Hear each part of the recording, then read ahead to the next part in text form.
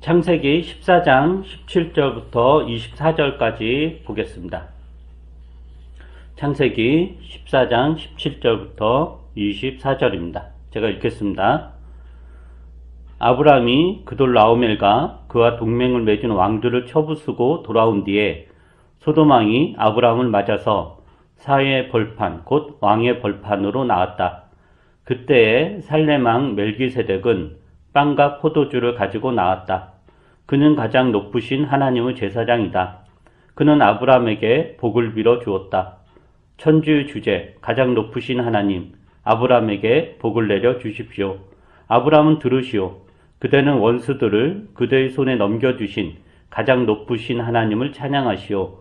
아브람은 가지고 있는 모든 것에서 열의 하나를 멜기세덱에게 주었다. 소돔왕이 아브람에게 말하였다. 사람들은 나에게 돌려주시고 물건은 그대가 가지시오. 아브람이 소돔왕에게 말하였다. 하늘과 땅을 지으신 가장 높으신 주 하나님께 나의 손을 들어서 맹세합니다.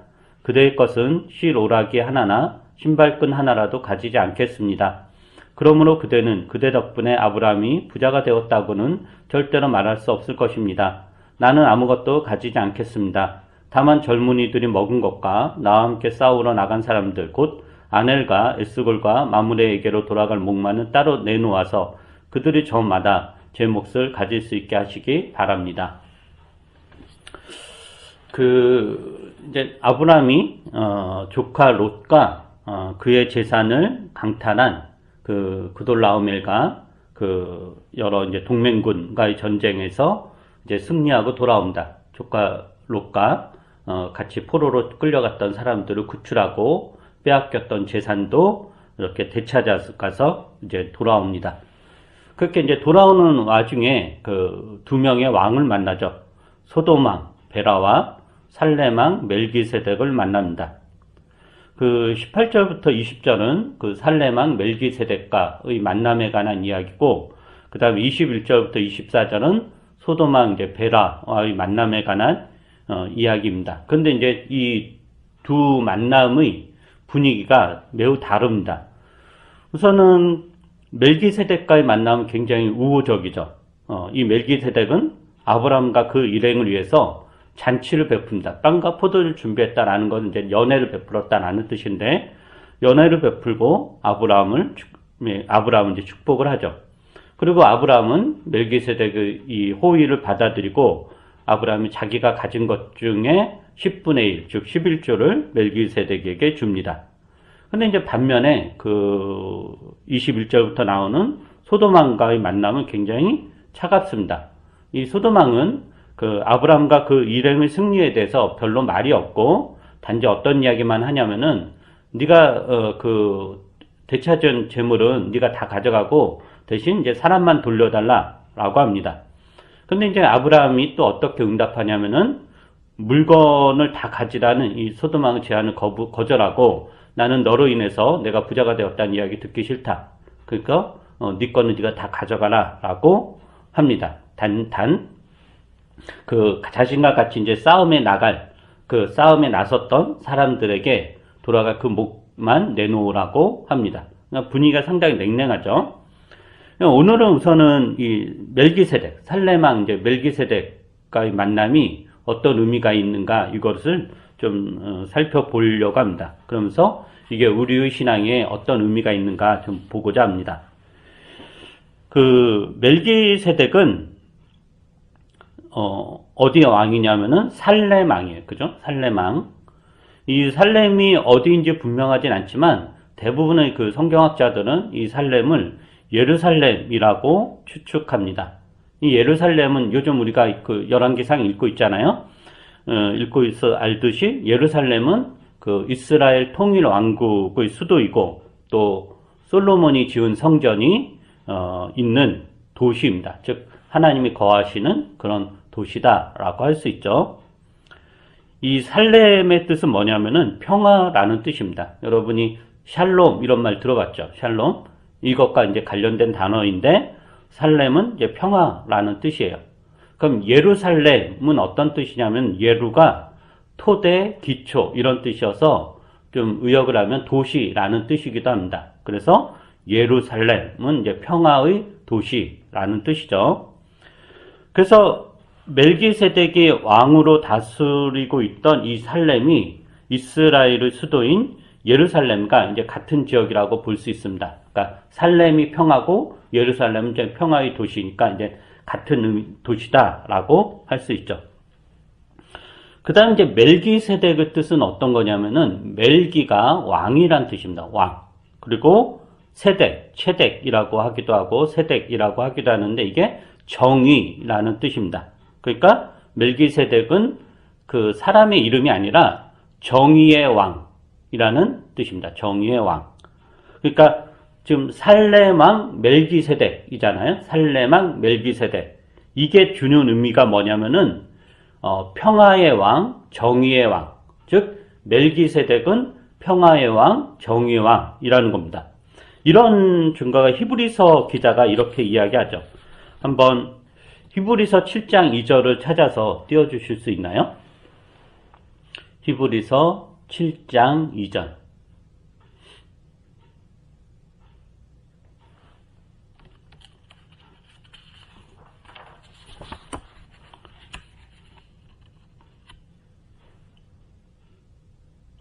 네, 제가 한번 그냥 읽어볼게요. 히브리서 7장 2절 한번 읽고 뭐 성경 있는 분들 찾아보시고, 예, 여기 나왔네요. 7장 2절입니다. 아브라함은 모든 것의 10분의 1을 그에게 나누어 주었습니다. 첫째로 멜기세덱이란 이름은 정의의 왕이란 뜻이요. 다음으로 그는 또한 살렘 왕인데 그것은 평화의 왕이라는 뜻입니다. 그러니까 히브리서 기자가 멜기세덱을 어떻게 이야기하냐면은 정의의 왕, 평화의 왕이다라는 거죠. 그러니까 이 말은 멜기세덱이 살렘, 그러니까 오늘날 예루살렘을 다스리고 있는 왕인데 그 왕권이잖아요. 왕권의 그 특징이 뭐냐면은 정의와 평화라는 것을 의미합니다. 그리고 또 이제 멜기세덱이 어떤 사람이냐면은 왕이잖아요. 정의와 평화의 왕인데 동시에 제사장이기도 했습니다. 제사장. 고대 세계에서 왕이 제사장을 겸하는 건 이제 드문 일이 아니었어요. 그러니까 제사장이 왕 역할을 하기도 하고, 그래서 창세기 저자는 이 멜기세덱을 뭐라고 표현하냐면은 가장 높으신 하나님의 제사장이라고 표현합니다. 그리고 멜기세덱이 아브라함을 축복할 때 그러니까 멜기세덱이 믿는 신 하나님을 어떻게 표현하냐면은 천지의 주제 가장 높으신 하나님이라고 표현합니다. 그러니까 멜기세덱이 자기가 믿는 신에 대해서 어떻게 표현하냐? 천지의 주제. 이 천지의 주제는 다른 말로 하면 창조주 하나님입니다. 천지, 하늘과 땅의 주제. 그러니까 창조주 하나님 그리고 가장 높으신 하나님이라고 부릅니다. 그리고 멜기세덱은 자기는 이렇게 지극히 높으신 창조주 하나님을 섬기는 제사장이다라는 거죠. 그래서 이 두 가지를 연결하면 어떻게 되냐면은 즉 멜기세덱이 그 정의와 평화의 왕이고 멜기세덱이 믿는 신이 창조주 하나님, 가장 높으신 하나님인데 이 두 가지를 연결하면 창조주 하나님, 가장 높으신 하나님을 섬기는 멜기세덱은 정의와 평화의 왕인데 멜기세덱이 정의와 평화의 왕이 될 수 있었던 이유는 그가 섬기는 창조주 하나님, 그가 섬기는 가장 높으신 하나님의 성품과 어떤 역사와 행하시는 일이 정의와 평화였기 때문인 겁니다. 즉 멜기세덱은 그가 섬기는 창조주 하나님의 성품에 따라 정의와 평화를 추구하는 그런 정치, 그런 어떤 다스림을 했다라고 볼 수 있습니다. 근데 이제 여기서 생각해야 될 것은 뭐냐면 이거예요. 멜기세덱이 섬긴 하나님과 아브라함이 섬긴 하나님이 같은 하나님이었는가라는 거죠. 우리가 생각하기엔 다 성경에 있으니까 같은 하나님이라고 생각을 하잖아요, 당연히. 근데 이 멜기세덱과 아브라함이 서로 신앙적 교류를 했다는 이야기는 전혀 없습니다. 그러니까 예를 들면 우리가 뭐 유럽이나 미국 혹은 동남아에서 거기도 이제 기독교가 있고 교회가 있고 교인들이 있잖아요, 신자들이. 거기 그 사람들을 믿는 하나님과 우리가 믿는 하나님 간에는 아무런 차이가 없죠. 그들이 믿는 하나님이 우리가 믿는 하나님이죠. 왜냐하면은 우리는 예수 그리스도와 성경을 토대로 해서 하나님 믿고 있기 때문인데, 유럽의 기독교나 미국의 기독교나 다 예수 그리스도와 약간 해석의 차이들은 있겠지만 어쨌든 기본적으로 예수 그리스도와 성경을 토대로 해서 하나님을 믿는 거잖아요.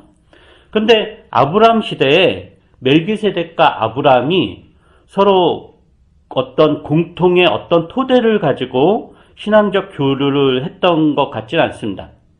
멜기세덱은 멜기세덱대로 하나님을 믿은 거고, 즉 신을 믿은 거고, 아브라함은 아브라함대로 신을 믿은 거죠. 그래서 이 말은 아브라함에게 나타나서 계시하신 하나님께서 아브라함과는 상관없이 이미 이전에 멜기세덱에게도 나타나서 당신의 뜻을 가르치셨다라고 우리가 추측할 수 있습니다. 하나님께서 갈대아 우르에서 살고 있던 아브라함 가족에게 가나안 땅으로 떠나라고 하시며 인도하셨죠. 인도하셨는데 어떻게 보면 하나님께서 아브라함과 그 일행이 가나안 땅에 도착하기 전부터 이미 가나안 땅에서 당신을 계시하고 당신을 드러내시고, 그래서 아브라함의 가나안 생활을 준비하고 계셨다라고 볼 수 있습니다. 그게 이제 멜기세덱이 증명하는 겁니다. 그러했던 이제 서로 이렇게 교류가 없었던 이 멜기세덱과 아브라함이 이제 드디어 만납니다. 만나고 멜기세덱이 아브라함을 이제 축복을 하죠. 멜기세덱은 어떻게 축복하냐면은 천지의 주제, 가장 높으신 하나님 아브라함에게 복을 내려 주십시오. 아브라함은 들으시오. 그대는 원수들을 그대의 손에 넘겨주신 가장 높으신 하나님을 찬양하시오라고 합니다. 그러니까 멜기세덱은 하나님을 뭘로 호칭하냐면은 창조주 하나님, 가장 높으신 하나님이라고 부릅니다. 근데 이게 그냥 그냥 쉽게 넘어갈 게 아니라 아브라함을 생각을 해보세요. 아브라함은 하나님을 어떻게 알고 있을까? 즉 멜기세덱이 알고 있는 하나님은 온 우주 만물을 창조하신 하나님이에요. 근데 아브라함은 하나님을 어떻게 알고 있었을까라는 거예요. 우리가 아브라함의 그 신인식의 여정을 쭉 살펴보고 있는 중이잖아요. 정확히 알 수 없지만 갈대아 우르에서 아브라함은 하나님을 어떻게 생각했냐면은 여러 신 중의 하나로 인식하고 있었을 것입니다. 우르에 그 수호신이 있고 민족신이 있는데, 그래서 우르의 민족신을 아브라함과 그 가족들이 믿고 있다가 어느 날 하나님이 갑자기 나타나서 계시하셨고, 그런 상황에서 우르를 지키는 신은 있는데 또 이런 신도 있구나 정도로 인식을 했을 거예요. 그리고 이제 그 우르를 떠나서 하란을 거치고 가나안에 오면서 아브라함은 하나님에 대해서 우리 부족을 지키는, 우리 부족을 보호하는 신이다 라는 인식이 확고하게 생겼을 것이고, 또 이제 기근을 만나서 이집트에 내려가죠. 이집트에서 경험을 통해서 하나님을 또 어떻게 인식하냐면은 그 당시 이제 이집트가 그 당시 세계 초강대국 아니에요. 그리고 그러다 보니까 이집트에서 믿는 이 태양신이 그 여러 신 중에서 가장 우뜸 가는 신일 텐데, 그 이집트에서 그런 사건을 겪으면서 아브라함은 내가 믿는 신이, 나에게 나타난 하나님이 이집트의 태양신보다 더 위대하고 강하다라는 것을 알게 됩니다. 즉 여러 민족신 중에서 우리의 민족신, 내가 믿는 이 신이 훨씬 더 뛰어나고 훨씬 더 위대하구나 정도로 하나님에 대한 인식을 가지고 있었고, 여기서 조금씩 확장하고 있는 게 아브라함의 신인식인 거예요. 그런데 이제 멜기세덱을 만나면서 하나님에 대한 인식이 엄청나게 확장됩니다. 멜기세덱이 아브라함에게 가르친 하나님은 뭐냐면은 창조주 하나님, 가장 높으신 하나님입니다. 그리고 그 하나님이 아브라함 원수들을 아브라함의 손에 넘겨주어서 이 승리를 가져다 주었다라고 하는 거죠. 지금 여기서 멜기세덱이 제사장으로 소개가 되잖아요. 제사장이 어떤 역할을 하는 거죠? 제사장은 하나님과 사람 사이의 중개자 역할을 하면서 그 하나님의 성품과 뜻을 사람에게 알려주는 역할을 제사장이 하는 거예요. 그래서 멜기세덱이 창조주 하나님, 가장 높으신 하나님이라고 했다는 것은 단지 그냥 그런 워딩, 그런 단어를 아브라함이 했다는 의미가 아니라 멜기세덱이 하나님의 제사장으로서 아브라함에게 창조주 하나님, 가장 높으신 하나님, 이런 하나님의 성품과 뜻, 즉 하나님이 어떠한 분이신지를 알려주었다라고 볼 수 있습니다. 그동안 아브라함이 알고 있었던 하나님은 여러 신들 중에서 으뜸되는 신이었고 여러 민족신 중에서도 가장 강한 민족신 정도의 하나님이었는데, 멜기세덱을 통해서 하나님이 그 정도의 분이 아니구나, 온 우주 만물을 창조하신 하나님, 으뜸되시는 하나님, 여러 민족신 중에서 가장 뛰어난 신이 아니라 그런 것과는 비교할래야 비교할 수 없는 놀라운 분이구나 라는 것을 아브라함이 알게 됩니다. 이게 엄청난 신앙의 도약인 거죠. 그래서 아브라함이 멜기세덱에게 자신이 가진 모든 것에서 열의 하나를, 즉 11조를 드렸다라고 합니다. 이 의미는 뭐냐? 아브라함이 멜기세덱에게 11조를 드렸다, 바쳤다라는 것은 멜기세덱이 고백하고 멜기세덱이 아브라함에게 가르친 그 하나님을 아브라함이 받아들였다라는 것을 의미합니다. 그러니까 그동안 아브라함의 하나님에 대한 신앙은 뭐였냐면은 굉장히 지역적이고 민족적이었는데, 멜기세덱을 통해서 그 범위가 세계적으로, 우주적으로, 보편적으로 확장이 됩니다. 그래서 아브라함은 자신이 믿는 이 신이, 이 하나님이 자신 부족만의 신이 아니라, 자신 부족만 행복하게 해주는 신이 아니라 온 세상의 하나님이라는 것, 온 민족과 온 나라와 온 부족의 하나님이라는 것을 받아들입니다. 이게 아브라함의 하나님에 대한 개념이 엄청나게 확장된 겁니다. 그러면 이게 왜 중요하냐면은, 오늘 설교는 굉장히 흥미로운 건데, 저만 흥미로운 것 같아요. 여러분의 표정을 보니 이게 왜 중요하냐면은, 고대 근동사에는 각 부족이나 민족, 나라마다 섬기는 신들이 있었어요. 우리 부족은 이런 신 믿고, 쟤네 부족은 저런 신 믿고, 저 부족은 저런 신 믿고, 나라마다 다 섬기는 신들이 있었죠. 그래서 나라와 나라의 전쟁, 민족과 민족의 전쟁, 혹은 부족 간의 전쟁은 신들의 전쟁이기도 했어요. 그래서 어느 신이 더 위대한 신인가를 결정짓는 것은 뭐냐면은 전쟁에서 승리하는 거죠. 그래서 전쟁에서 승리하면 그러니까 정복당한 나라의 신의 어떤 상징이라든가 형상들을 자기네 신전에 가지고 가서 자기들이 믿는 주신의 그 밑에 두죠. 그러니까 그 신화로 이렇게 삼는 거예요. 그래서 그런 신들의 그런 전쟁. 그래서 아브라함도 처음에는 하나님을 자신의 부족신 정도를 여겼던 거죠. 근데 이집트에서 경험을 통해서 우리 신이 저 이집트 신보다 더 강하구나, 이렇게까지는 된 거예요.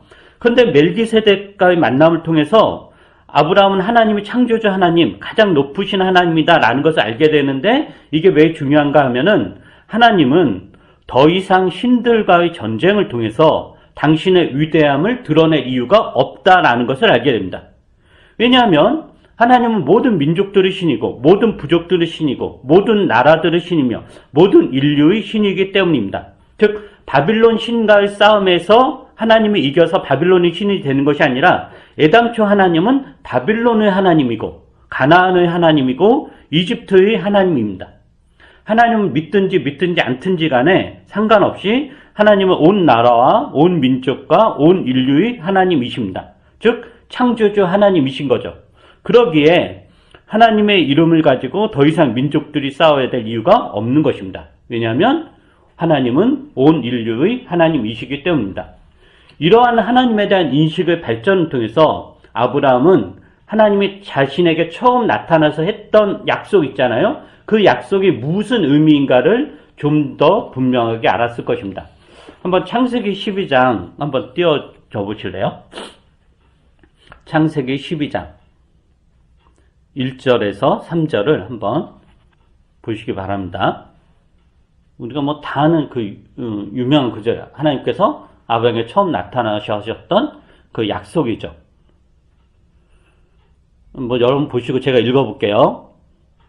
주님께서 아브라함에게 말씀하셨다. 너는 네가 살고 있는 땅과 네가 난 곳과 너의 아버지의 집을 떠나서 내가 보여주는 땅으로 가거라. 내가 너로 큰 민족이 되게 하고 너에게 복을 주어서 네가 크게 이름을 떨치게 하겠다. 너는 복의 근원이 될 것이다. 너를 축복하는 사람에게는 내가 복을 베풀고 너를 저주하는 사람에게는 내가 저주를 내릴 것이다. 땅에 사는 모든 민족이 너로 말미암아 복을 받을 것이다. 얼핏 이 약속을 보면 이런 것 같아요. 많은 민족이 있는데 그 중에서 아브라함을 가장 큰 민족이 되게 하겠다. 아브라함을 가장 힘이 센 민족으로 만들어 주겠다라고 하는 것 같습니다. 이 말은 민족과 민족의 경쟁에서 아브라함의 민족을 가장 우수한 민족으로 만들어 주겠다라는 약속으로 들립니다. 그리고 이것을 이런 맥락에서 적용해서 기독교가 이런 이야기 많이 했죠. 우리 민족을 가장 강한 민족으로 만들어 주십시오. 아브라함에게 하셨던 것처럼 우리 민족을 혹은 우리 가족을 이 세상에서 가장 으뜸이 되는 가족이 되어서 세상에 선한 영향력을 끼치게 해 주십시오. 그러니까 아브라함을 복의 근원을 삼겠다라고 하셨잖아요. 그것을 수많은 민족과의 경쟁에서 우리 민족을 가장 으뜸되게 해서 우리 민족으로 인해서 다른 민족들이 다 복을 받게 해 주십시오. 그러니까 이런 게 적용이 돼서 우리 가족이 가장 뛰어난 가족이 돼서 우리 가족으로 인해서 모든 사람이 우리 가족이 선한 영향력을 끼치게 해달라고 한다던가, 내 아들과 딸이 세상에서 가장 잘 나가는 아이들이 되어서 세상에 빛과 소금이 되게 해주세요 라는 식으로 기도하죠. 이건 지금도 마찬가지죠. 이게 너무 굉장히 기독교적 신앙이라고 생각을 하잖아요. 다 여기에서 이렇게 연유가 된 그 뿌리가. 그런데 지금 우리가 이야기했던 맥락에서 다시 창세기 12장 1절부터 3절의 약속을 보면 이 약속은 그런 약속이 아닙니다. 아브라함을 큰 민족이 되게 하고 모든 민족이 아브라함으로 말미암아 복을 받을 것이다 라는 의미는 그것이 아니라 아브라함을 통해서 하나님이 어떤 분이신가를 알게 될 것이다 라는 의미입니다. 이전까지 하나님이란 우리 가족만을, 우리 부족만을, 우리 민족만의 하나님이고, 그래서 민족과 민족과의 경쟁을 통해서 우리 신이 더 세다라는 것을 증명하는 시기였다면은 아브라함을 통해서 하나님은 그렇지 않다. 하나님은 창조주 하나님이다. 모든 민족의 하나님이다. 그래서 이 하나님은 아브라함의 하나님이 아니라 모든 민족, 모든 인류의 하나님이다라는 것입니다. 그게 복의 근원이 된다는 거죠. 즉 하나님을 배타적으로 독점할 수 있는 민족이나 부족이나 집단은 없다라는 것입니다. 이것 자체가 하나님의 속성에 반하는 일입니다. 하나님은 어느 민족만의 하나님이 아니라 온 민족, 온 인류의 하나님이십니다. 종교로 인한 비극은 늘 언제 생기죠? 하나님을 배타적으로 독점하려고 하기 때문에 생깁니다. 그죠? 종교 간의 분쟁과 다툼이라든가 종파 간의 피비린내 나는 전쟁과 폭력 등의 이유. 우리가 교회사를 보면 중세라든가 종교개혁 이후에 수많은 그런 잔인하고 피비린내 나는 그 수많은 종교 전쟁, 이런 것들이 다 뭐냐? 하나님을 자신들이 배타적으로 독점하고 있다라고 생각하기 때문입니다. 아브라함이 복의 근원이 되고 아브라함을 통해 모든 민족이 복을 받을 것이다 라는 것은 이런 맥락에서 하나님을 자신들의 신으로 독점하는 것이 아니라 온 인류의 하나님, 보편적 하나님으로 믿게 된다라는 것입니다. 이것이 아브라함이 복의 근원이 됐다. 아브라함을 통해서 모든 민족이 복을 받을 것이다 라는 그런 의미입니다. 오늘 말씀을, 설교를 또 간단하게 요약을 하면은 멜기세덱이 믿는 하나님은 뭐냐? 창조주 하나님이고 정의와 평화의 하나님이십니다. 이 말은 하나님은 보편적 하나님이시다라는 것, 모든 인류의 하나님이시라는 것, 그리고 그 하나님이 온 인류에게 추구하는 것은 정의와 평화라는 것입니다. 그리고 아브라함이 멜기세덱에게 11조를 바쳤다라는 것은 그러한 하나님을 믿고 따르기로 했다라는 것이며, 그래서 모든 민족이 아브라함을 통해 복을 받을 것이다 라는 12장 1절 이하의 약속은 아브라함과 그의 신앙을 통해서 모든 민족이 정의와 평화를 누리게 된다라는 의미입니다. 우리가 하나님을 믿는 이유는 무엇이어야 될까요? 우리가 하나님에게 기대하는 것은 무엇이어야 될까요? 하나님은 그저 우리 가족과 우리 민족에게만 복주고 행복하게 해주는 그런 하나님이 아니다라는 것입니다. 하나님은 온 인류의 하나님이시기에 온 인류의 복지에 관심이 있으십니다. 하나님의 정의와 평화는 나와 내 가족, 내 집단에게만 해당되는 것이 아니라 온 인류에게 해당되는 것입니다. 하나님은 내 가족만 사랑하는 것이 아니라 내 집단만 사랑하는 것이 아니라 이 지구상에 거하는 모든 가족들을 사랑하십니다. 그러므로 하나님을 믿는 사람들은, 신자들은 하나님의 정의와 평화가 온 인류에게 이루어질 수 있도록 관심을 갖고 기도하고 행동해야 됩니다. 나와 직접적인 관련이 없다고 하더라도 타인의 정의와 평화에 관심을 갖고 할 수 있는 한 최선을 다해서 애를 써야 됩니다. 이웃의 정의와 평화를 위해 내 불편함과 어려움을 감수할 수 있어야 됩니다. 때로는 내 이익을 추구하는 것이 전체 공동체를 해할 수도 있다는 것을 알고 내 이익을 포기하기도 해야 됩니다. 최근에 뉴스를 통해서 아시는 분은 알겠지만 부산의 모 대형 교회에서 코로나 확산 방지를 위한 방역 당국의 집회 제한 금지를 계속해서 어기고 계속 대면 예배를 강행하고 있는 그 교회에 관한 뉴스를 보신 분이 있을 것입니다. 1000명이 넘는 교회인데 계속 그렇게 모인다고 합니다. 그 교회가 그 목사가 인터뷰한 걸 들어보니까 우리는 신앙의 자유로 인해서 매주 이렇게 끝까지 모일 거다. 벌금 내라고 하면 벌금 낼 거고, 어쨌든 계속 모이겠다. 그러니까 이제 그런 뉴스가 나오니까 또 현 정부의 이제 이렇게 싫어하는 또 이런 수많은 사람들이 또 그 교회 앞에 모여가지고 그 교회를 지지하고 계속 집회를 엽니다. 그러면서 이제 그 사람들 하는 이야기는 지하철도 다니고 버스도 다니고 백화점도 다 운행하고 하는데 왜 교회만 막느냐, 그러면서 이제 항변을 하더라고요. 이 코로나도 하나님을 향한 자신들의 열정과 헌신과 충성을 막지 못한다. 계속 이제 아주 순교자적인, 그렇다고 직접 죽는 건 아닌데 차라리 이제 순교자적으로 하면 죽으면 진짜 죽고 그렇게 증명을 하면 될 텐데 그러진 않고 어쨌든 그래요. 이들이 하나님을 배타적으로 독점하고 있는 거죠.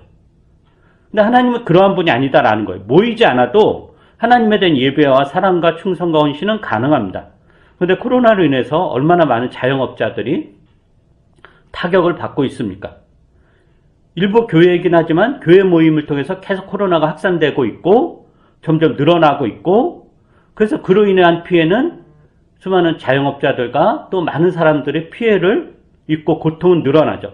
그것을 안다면 미안해서라도 모이지 않을 겁니다. 물론 자기들이 철저하게 방역을 지킨다고 하더라도 그러면 그로 인해서 고통당하는 많은 사람들을 생각한다면은 모이지 않아야 될 거예요. 그게 자기들의 이득을 포기해야 되는 거죠.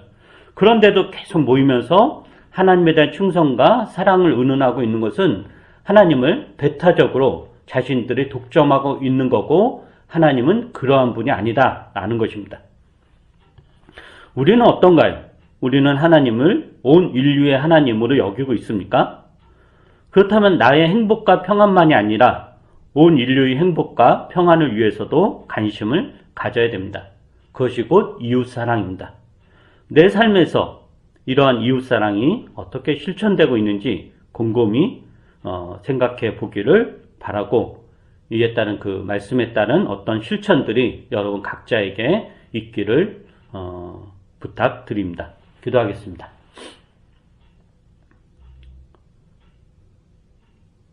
온 세상을 창조하시고 온 인류의 주인이 되시고 온 인류를 사랑하시고 보호하시는 하나님, 우리가 그러한 하나님의 사랑에 힘입어서 우리가 하나님을 알게 되었고 하나님을 고백하며 하나님의 뜻대로 살려고 애를 씁니다.